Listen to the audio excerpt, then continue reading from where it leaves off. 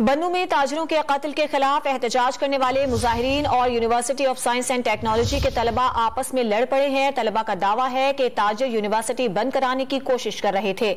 इस पर बात करेंगे डॉन न्यूज के नुमाइंदे सिराजुद्दीन से। सिराज, क्या सूरत हाल काबू में आ सकी है?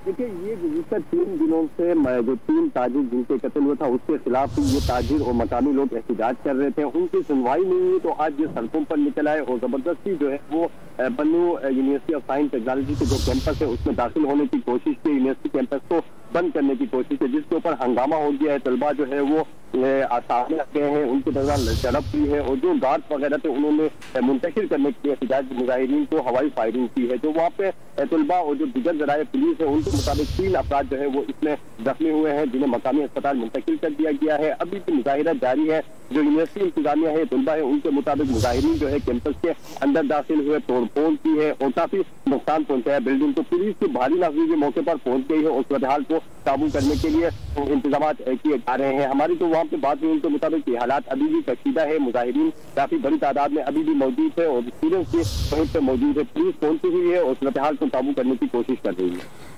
पुलिस इस वक्त जाए वकुआ पर मौजूद है और हालात को कंट्रोल करने की कोशिश की जा रही है। बहुत शुक्रिया आपका सिराजुद्दीन।